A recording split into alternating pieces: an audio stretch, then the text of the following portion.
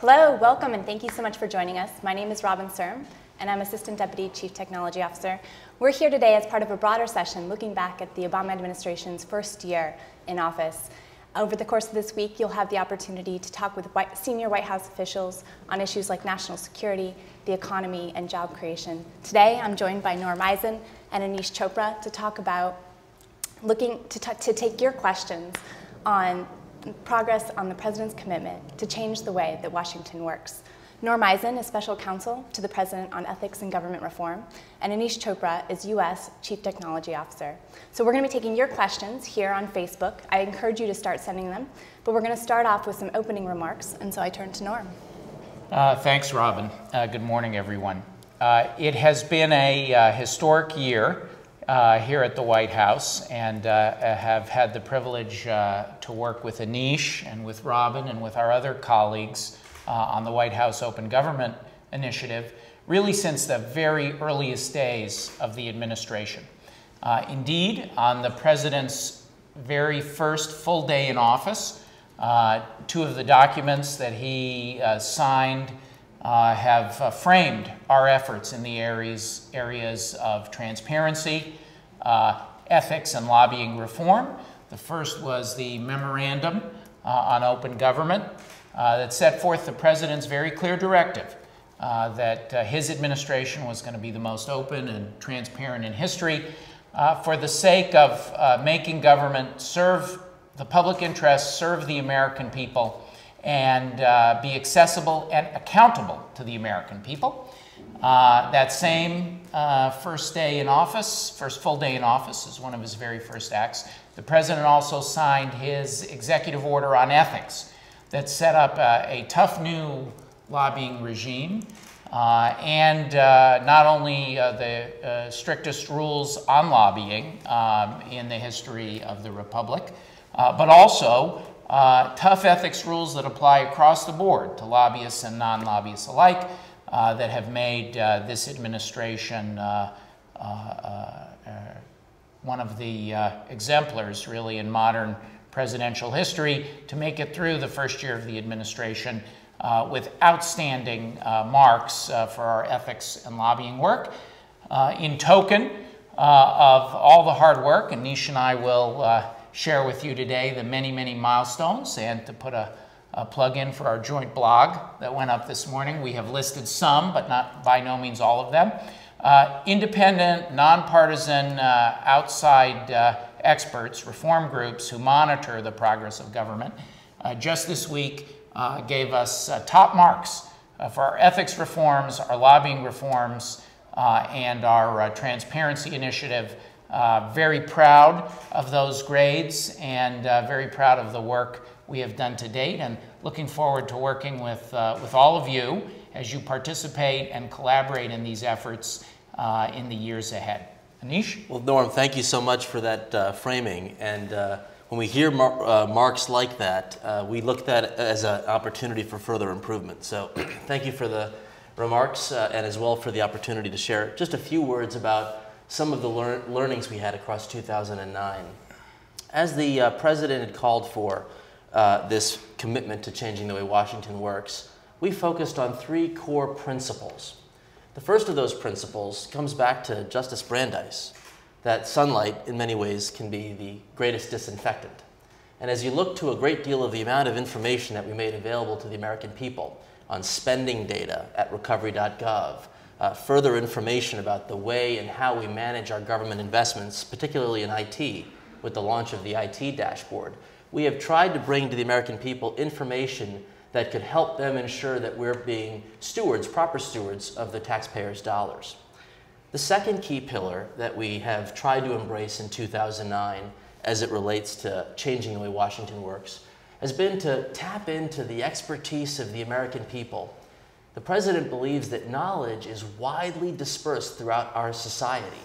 And on any given topic, there are people here in Washington who try to represent our interests well, but there are many more who live in communities all across the country who could contribute in a meaningful way. It is that challenge that technology has helped to some degree, helped to close some of that gap. This past year, we've had a number of activities to open up to the American people on key areas of policymaking to listen and to absorb those into our actions. Early in the year, Secretary Arne Duncan, like many other cabinet secretaries, would conduct listening and learning tours using social media and other tools to stay connected, to incorporate that feedback into their larger policy objectives. In areas of very specific operational challenges, I remember in August, the President, addressing the veterans of foreign wars, asked that we challenge the 19,000 frontline workers across the Veterans Administration to surface the very best ideas that could help us reduce the backlog and improve our service to those who served our country. And I'm pleased to report, just before the end of the year, Norm, out of all those thousands of ideas that came out of those frontline workers, Secretary Shinseki has identified 10 of them that are implementing in the first quarter of 2010, many of them requiring no extra cost. They're just good ideas that the frontline workers came up with to say, let's make some slight adjustments to policy. These strategies to tap into the expertise of the American people also come to a broader question, which is when we look at the work of government, we sit on a lot of information, frankly, that can be useful to you in your everyday life. And for many, you'd have to come, knock on our door, ask for a copy of it, and perhaps we would make it available to you in some format. The President, across 2009, challenged us to see if we could make the default setting that that information is accessible and available. Through the launch of a website, data.gov, we now have over 118,000 data sets that anyone can download. Maybe you're watching on this webcast and you don't exactly know what to do when you download that information, but your peers, colleagues, and private sector companies, nonprofits are gathering that information and actually using it in ways to connect you to the American people, to connect you to the folks here in Washington. We have information about consumer products. While we do a pretty good job of removing products from store shelves, it's important for us to ensure that that information gets into secondary markets, whether you go on eBay or Craigslist, and so when you're buying a product, you know that it's something that's been tracked. It also matters that you can use this information to start that new business. There are companies who are looking at information about clean energy and others areas like biomedicine and life sciences where data coming out of Washington is helping them to increase their productivity of new products and services that can hit the market. All told, I would say, in short, Norm, 2009 has really been about the foundation. And I would be remiss if I didn't say that that foundation was really hit home in just a few weeks ago when the President had us issue a very formal directive on open government. And that directive really challenges every agency to instill into its culture this notion of open government. We have had a lot of initiatives across 2009 that we've enumerated on this blog post and in other areas, but we are now entering into 2010 when those activities will be built into the DNA of our agencies. And I look forward in the course of our chat to talk about some of the deliverables that will be coming out across 2010 as we celebrate some of the work that went into 2009. That's for our update, and Robin, I'm sure Norm and I are eager to hear questions, thoughts, and concerns that may come from our audience. Fantastic. We have some great questions that are pouring in. So the first one comes from Shay Sullivan, and this one is for you, Aneesh. He or she says, what the hell does CTO mean? Who are Aneesh and Norm Eisen? So you guys have started off with some fantastic introduction to the great work that you're doing. Why don't you tell us a little bit more about your individual roles? Well, thank you for that question, and I look forward to answering the gentleman or young lady. I'd like to know the answer too. I serve as the nation's Chief Technology Officer, a position the President had spoken about throughout the campaign, in large part because we've come to understand a certain reality in our personal lives. Technology has almost influenced almost every way we interact with our loved ones, our friends, our family. The question is, has it really translated into the way we interact with our government? So the President had called for in the campaign and early in the selection of my serving in this role, that we have a leader at the table who can advocate for the role that technology and innovation could play in ensuring, whether it be on healthcare, energy, education, or any one of a number of topics, that we're thoughtfully asking the question, how can we take advantage of these capabilities that many of us do in our personal lives so that we can improve our service to the American people, strengthen the quality of our policy making, and deliver the kind of outcomes, whether it be reducing childhood obesity, improving on what we're doing in safe driving. All these areas could be informed by the role of technology and innovation. Part of my job also is I serve as the Deputy Director in Technology within the Office of Science and Technology Policy. That's a position that's been around for nearly 30 years. And that is an office within the White House where we try to bring interagency coordination and collaboration on technology policy. What that means to you is that we spend almost $150 billion a year in research and development. How do we make sure that our taxpayers are getting the right return on that investment? How are we building the foundation for those jobs of the future? What are our policies doing to coordinate the role that data standards would play and how we interact in areas like healthcare information technology and the energy grid? So on these questions, in my capacity as supporting the White House Office of Science and Technology Policy, that is the position, Robin, where the United States Senate had the opportunity to question me and to confirm me back in May, as well as in my capacity as Chief Technology Officer to surface opportunities and ideas that can advance the President's overall agenda to ensure that we've got a more modern and effective government. Well, my role is as the Special Counsel to the President for Ethics and Government Reform. That's a legal position within the White House. The President ran on the promise of bringing change to Washington in setting new and high standards in the ethical service of members of government, tough restrictions on lobbying and the special interests, and openness and transparency in government. That's my portfolio.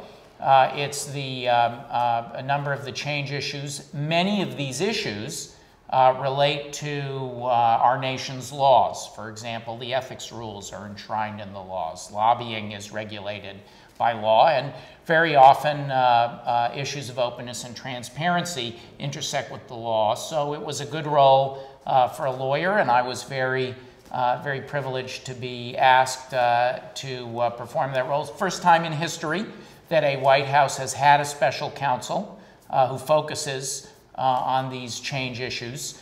And then probably I would be remiss if I didn't just add a line about how Aneesh and I and the others in our open government initiative here at the White House work together. My focus is often on the enforcement side, on stopping the bad things that can happen in government that have too often characterized previous misconduct in other administrations. And we think we've had a pretty good record of preventing that this year. So although that's not my exclusive focus, that tends to be where my area of effort concentrates. I'm the bad cop, if you will. Aneesh is... Listen, you can try to stop bad things from happening. We view our opportunity as to start or to turn on all of the brain power across the country and to tap into that knowledge that we're running our government better for your needs. So Norm will make sure that we reduce the influence of special interests and to stop bad things from happening. But really, we're trying to harness these new technologies so that if you have an idea in your neighborhood and you think that that idea could translate into the way we manage our energy policy or the way we think about education reform, we are going to find it, understand it, harness it, and incorporate it so that we're doing the very best to deliver a policy agenda that meets the President's expectations of us in learning from you. And the only coda to that is that although those are our focuses, we actually work together with our colleagues on all this stuff. So, for example, in the Open Government Directive, had the privilege to help frame some of the positive stuff as well. So we are working together for change, ultimately. Good question to start us off, Robin. What's next? Fantastic, thank you. So the next one comes from Jeremy Clucci, and he asks, is the White House taking any steps to help executive and legislative agencies embrace and implement new technologies that contribute to government openness and accessibility? Wow, that's a terrific question. Thank you for asking that. In fact, I view this in three parts. The first part is very often we in government invest in research and development. There are opportunities for us to invest in research and development projects that speak to open government. That is, think of them as projects that are in prototype phase. Sometimes we will experiment and fail. That's part of what you do in a research and development endeavor. And sometimes you find out new ways of doing things that you'd never seen before. I'll give you a simple example. The H1N1 challenge that we faced throughout this year, we wanted to do more to listen to the emergency departments in every community in the country to make sure that we were listening to their experiences and incorporating that into our framework. We used a research and development project called Distribute. You can visit this at www.isdsdistribute.org. And we turned to that opportunity to bring new technology. In this case, it was a collaboration tool. So literally dozens and dozens of localities at very little effort could upload the information we need. You, the American people, can log in right now and see what's happening with the presentation of flu-like illness across the American emergency departments because we turned to this emerging technology, this research and development. So that's an example. Number two, we also believe that there are certain standards that we could offer that would make it easier for people to come on board. So when we want to learn more about how information should be shared and disseminated, we've set certain standards that we want that information to be machine readable so that a computer could capture that information and bear the brunt of the responsibility of converting that information into something that would be meaningful. As we were joking earlier, my desire to be a little healthier, we've released information about healthy eating habits and healthy nutrition, about the 1,000 most commonly eaten foods that's been made available by the U.S. Department of Agriculture. By commitment to sort of open standards, they've said to entrepreneurs who want to build phone apps or anything else, here's a simple format, download our 1,000 most commonly eaten foods database and incorporate it into your otherwise interesting tools to help people keep themselves healthy. And by making it in an open format, we've actually taken the cost out of government from doing the work and actually inspired entrepreneurs to capture it and do more. Lastly, we do believe that there are certain things we could standardize in terms of platforms to make it easier for agencies to take advantage of these tools. Many of you are now familiar with a website we launched called apps.gov. That is apps.gov. It's our first foray into the idea that agencies don't have to reinvent the wheel every time they want to listen to you in conducting policymaking. We are working on strategies to have certain tools like how do you capture ideas better and allow the American people to vote on those ideas up and down? How do we make them available through contract and through platforms so that agencies can simply access them the way you and I would a simple website today? So on all three of these fronts, Robin, we're trying to make it easier for the agencies to engage. We have a working group to listen to how we can do better, and we're always looking for that improvement. Just would add to that, all of us in government are grateful for the technological tools you make available to help us do our job better. One of the big innovations in the White House this year has been putting all of our visitor records online so the American people can see exactly who is coming and going from the White House, whether you're a registered lobbyist, an unregistered lobbyist, or anybody else. We know there's a lot of demand to understand the people that come and go from the people's house. This is your house. And so we have used technology to put that out there. Feeling very good about the steps we've made, but a lot of progress yet to go. And they're using it, Norm. I was stopped on the street the other day. Someone grabbed me and said, "Hey, I heard you had a meeting with Vint Cerf. Didn't he help build the internet?" In fact, yes, he did. He was very thoughtful to engage on a topic of data standards, so thank you for asking. But that information that we've released is absolutely accessible to the American people, and we want to make sure you know who's coming to see us so that you can make judgments on your own. Fantastic. Thank you so much. And just a reminder, we are taking your questions on the White House Facebook page, so please do keep them coming. So the next question comes from John Robinson. He asks, why aren't healthcare negotiations being televised on C-SPAN? Does the president want to hide something from the American people? Norm? Thanks, Robin. The process that has resulted in the historic healthcare progress has actually been one of the most open and transparent in the history of policymaking. We started by inviting over 260 stakeholders to the White House. Many of those meetings I think 11 of those meetings with all the stakeholders were webcast on the White House website. They are archived, many of them. You can go back and look at those meetings.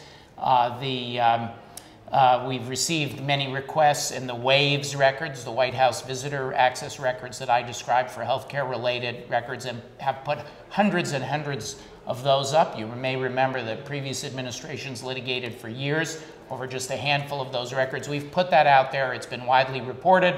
Of course, some of the longest and most public congressional hearings in history to produce the legislation. It is no accident that the outside groups that graded us recently, the independent, bipartisan, nonpartisan groups, gave us an A for our transparency efforts, and we are proud of our efforts in that regard. I would just simply add, Norm, if I could, I would strongly encourage those of you to read any component of the bill. There are some provisions in the bill that are very exciting that perhaps may not have gotten as much media attention. There's an entire chapter dedicated to transparency in the nation's healthcare system. Today, it's very hard to know, if I wanted to seek care, where is the best place to go with the highest quality and the most value for me as a consumer. That information isn't as easily available because we don't really measure these things in certain ways. This entire chapter on transparency built into the health reform plan actually will bring that information to you and to make it accessible in a way that hopefully you'll be in a position to make better decisions about the health care that meets your needs. So strongly encourage those of you to read the bill, share comments on that bill. All of it is publicly available, the House version, the Senate version, and everything in between. Fantastic, thank you. So Danica Lambert says that the public meeting is the primary foundation of transparency in government. Has there been any discussion to bring greater transparency to the executive branch departments by putting their Federal Advisory Committee meetings online? Wow, in fact, thank you for that wonderful question. I'm going to answer that in two parts, Norm, if you don't mind. You have my proxy. Aneesh. Thank you, sir. Good opportunity. The first one is we thought to experiment with emerging technologies, live webcasting and so forth, in our office. In many cases, Robin, the point is well taken. We have the technical capacity to do this in ways that perhaps might not have been as easy to do in the past. So we have the President's Council of Advisors for Science and Technology. These represent some of the most thoughtful scientific minds in the nation, as well as executives. People like Eric Schmidt from Google might be a familiar face, and others. Nobel Prize winners amongst the group. Every one of their meetings has live web telecast. You see it as if you have a seat at the table. I missed the first day. I was traveling at the Consumer Electronics Show last week. I missed the first day. When I got home, I logged right in and I watched the archive of the webcast so that when I went to the meeting the next day, I could be up to speed. No different than if I was anyone anywhere in the country who'd like to know, what do these leaders have to say about the big issues of the day? They talked about energy policy, competitiveness, healthcare, a wide range of issues, and all of that was publicly available at no cost to anybody who could log in to the system. Secondly, we're actually trying to experiment with how to take the federal advisory committees and actually extend their conversation in a way that connects more to the American people. One of the honors I had this year was to serve on the Health IT Standards Committee, which was a committee that is a federal advisory committee to the question that Danica had asked, to make recommendations to the administration for how we should determine if you want a copy of your electronic medical record after a doctor's visit, in what format should it come to you within 48 hours of you leaving the office, which, by the way, is one of our rules that's come out in the most recent draft proposed. While we had a federal advisory committee of experts who have engaged on these issues, we spent a full month from October to November engaging in an online health IT forum, very focused. Hundreds of doctors who otherwise couldn't participate in the meetings because it was during clinic hours and they couldn't be there in Washington, they couldn't dial in. All of a sudden they could communicate their concerns, their opportunities, their issues, and they could vote each other's ideas up and down, they could give feedback. We received well over 1,000 comments from the American people. When you visit one of these federal advisory committees, it's rare to find 1,000 people standing in line at a meeting to give public comment. But by extending that conversation online, you can all visit these, healthit.hhs.gov. Now, all of those federal advisory committees have this same capability set, which is more engagement, more accessibility, and we're going to try to do more of this across 2010. Just one other note about the advisory committees. They formerly included many registered lobbyists among their number who were working on the government advisory committees as special government employees, while at the same time working towards promoting the special interests in their other capacities. The White House announced its aspiration that these individuals not be reappointed to the committees, and we have engaged in opening the committees up by welcoming average folks from across America to take their place. So if you have some expertise that you think would be relevant to an advisory committee, I will put a plug. Another form of openness is to invite all of you to step up and both collaborate and participate with us in the work of government. So please let us know. Thank you for flagging those opportunities. We unfortunately only have time for one more question. This one comes from Richard Black Quixote, who says, unfortunately, the increased openness in the White House has only provided ammunition for the corporate right. How do you feel about the fact that the results of transparency can be used against you? Well, we knew that there was a risk, of course, whenever you do transparency, that the information that we would put out there would be used in a partisan, political fashion. That is simply with every great endeavor. There are always risks associated. We have actually been pleasantly surprised over the course of this year that both the media and the American people understand the historic nature of what we're doing and are able to put it in context. So just to take one funny example, there were various people of note or controversial individuals who, whose names appeared when we started doing our waves, our White House visitor access releases. Now, in truth of fact, those persons had never come to the White House. It was somebody who had a different first and different middle initial, or was from a different place. And we wondered, as we prepared to release them, will people understand the unintended and sometimes humorous consequences of transparency? And overwhelmingly, folks did, and actually appreciated the historic nature of what we were doing, got a chuckle out of some of the names, and focused on the breakthrough, the milestone that we had accomplished. So we do, although there is sometimes a sharp partisan tone in Washington, that's part of what the president wanted to change and is changing here, we have been pleasantly surprised by the reception that many of these issues have received, and as expected, the American people have brought a lot of wisdom and context to the transparency innovations. I want to make one observation. We have 118,000 data sets that we're making available. There may be some particular piece of information that has this characteristic that Norm describes.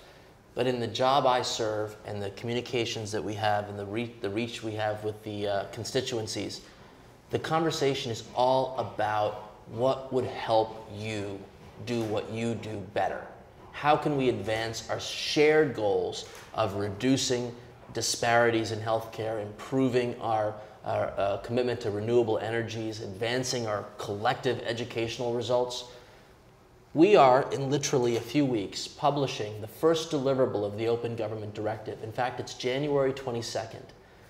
Each of our key agencies will release what we refer to as high-value data sets, 3 of them for each of these agencies. We've been meeting weekly with the agencies to talk about what are the ideas, what's coming forward, what are you going to do.